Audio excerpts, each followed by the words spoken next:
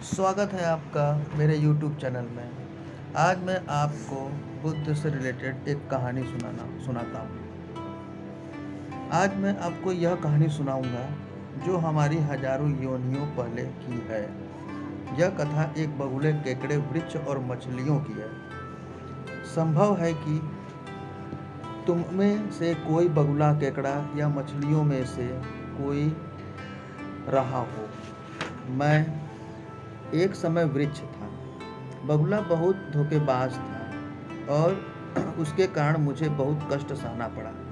लेकिन उस कष्ट से मैंने यह सबक अवश्य पाया कि जो दूसरों को धोखा देता है या कष्ट पहुंचाता है, वह किसी न किसी दिन स्वयं भी कष्ट पाता है और धोखा खाता है। वृक्ष के रूप में मैं एक मनोरम एवं शीलन कमल सरोवर के किनारे खड़ा था। सरोवर में मछलियां नहीं थीं, किंतु पास ही में एक उथला तालाब था जिससे बहुत सी मछलियां, झींगा मछलियां और एक केकड़ा रहता था। ऊपर उड़ते बगुले ने उस तालाब को देखा और मछलियां खाने की योजना बनाई। वह उसके किनारे बहुत सी उदास होकर मुंह लटकाए जा खड़ा हुआ। मछलियों ने जब उससे परेशानी का कारण पूछा तो उसने कहा कि मैं तो तुम्हारी दुर्व्यवस्था के कारण परेशान हूँ। यहाँ न साफ पानी है और न पर्याप्त खाना। मछलियों ने पूछा कि क्या आप हमारी परेशानी दूर करने का कोई रास्ता जानते हैं? तो उसने कहा कि अगर तुम चाहोगी तो मैं तुम्हें एक एक करके यहाँ से ले जाकर उस सरोवर में छोड़ आऊँगा। वहाँ साफ साफ बहुत पानी है और खाने के लिए भी बहुत साफ भोजन। मछलियों को बगुले पर विश्वास नहीं हो रहा था, तो बगुले ने कहा कि यदि तुम्हें संदेह हो रहा है तो मैं पहले एक मछली को वहां जाकर दिखा लाता हूँ, तब तो तुम्हें भरोसा होगा। बहुत सोच विचार कर मछलियों में एक बड़ी मछली जाने को तैयार हुई। मछली तेजी से तैर लेती थी और बालू में भी अपना बचाव कर सकती थी। बगुले ने उस मछली को ले जाकर सरोवर दिखाया और वापस ले आया। बगुले की नेक नियत से संतुष्ट होकर मछलियों ने उससे प्रार्थना की कि हमें एक एक करके उस सरोवर तक छोड़ आओ। वह चालाक बगुला अपनी चोंच में मछली को ले जाता और मेरे ऊपर बैठकर खाता।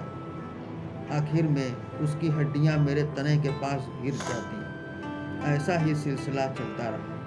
मैं तो वृक्ष था और वह सब घटित होते देखता। मुझे बहुत क्रोध भी आता, किंतु मैं कुछ कर नहीं सकता था। पेड़ तो जड़ से बंधा होता है, शाखाएं बढ़ाने के अलावा कुछ नहीं कर सकता। मैं न तो मछलियों को चेतावनी दे सकता था और न किसी शाखा की मदद से बगुले को उसकी करतूत से रोक सकता था। मैं वह भयानक दृश्य देखने के लिए लाचार था। जब भी वह किसी मछली को लाता, उसे फाड़ कर खाता और उनकी हड्डियां नीचे गिराता तो मुझे बहुत तकलीफ होती। मेरे तने पर मेरे आंसू निकलकर जैसे जम जाते। इस तरह वह सारी मछलियों को खा गया। वृक्ष होने के कारण मैं को जंगल की शोभा ही बढ़ा सकता था। यदि मैं हिरन या मनुष्य होता तो मछलियों के लिए कुछ करता। मैंने प्रण किया कि यदि कभी मुझे मनुष्य का जन्म मिला तो मैं शक्तिशाली लोगों से कमजोर लोगों की रक्षा के लिए भरपूर प्रयास करूंगा। आखिर जब सब मछलियां और झींगा मछलियां खत्म हो गए तो एक केकड़ा बचा। बगुले ने उसे भी ले जाने के लिए कहा तो केकड़े ने कहा कि आप मुझे ले कैसे जाएंगे? आपकी चोंच तो पतली है। अगर मुझे न संभाल पाए तो मैं जमीन पर गिरकर मर जाऊंगा। इसलिए अगर मुझे ले चलना है तो अपने दोनों पंजों से मैं आपका गला पकड़ लेता हूँ। सरोवर में पहुंचकर मैं आपका गला छोड़ दूंगा। बगुला इस पर सहमत हो गया। बगुला केकड़े को लिए मेरे ऊपर ही जा बैठा तो केकड़े ने कहा कि आप मुझे सरोवर न ले जाकर यहाँ क्यों ले आए हैं?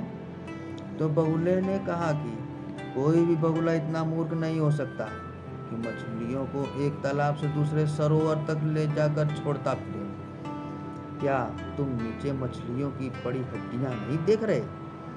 अब तुम्हारी जिंदगी भी इसी प्रकार समाप्त होने वाली है। यह सुनते ही केकड़े ने अपने पंजे बगुले की गर्दन में गड़ाने शुरू कर दिए। कष्ट से वह तड़प उठा और केकड़े को सरोवर तक ले जाने को तैयार हो गया।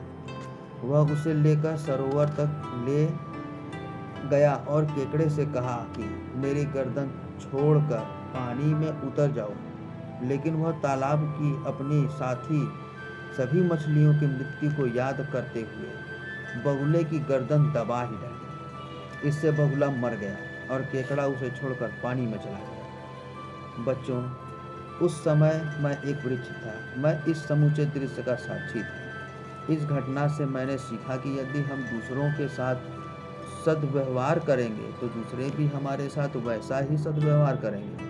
लेकिन अगर हम दूसरों के साथ निर्दयता का व्यवहार करेंगे तो हमें भी जल्द ही या देर से वही स्थिति भोगनी पड़ेगी। मैंने व्रत लिया कि अपने अगले जन्म में मैं अन्य प्राणियों की सहायता करने का प्रयास करूंगा। बच्चे बुद्ध की कहानी बड़े ध्यान से सुनते रहे। वृक्ष के कष्ट से वे दुखी हुए और असहाय मछलियों तथा झींगा मछलियों की दुर्भाग्य पर दया आई।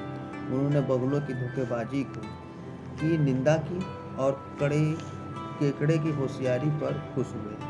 धन्यवाद।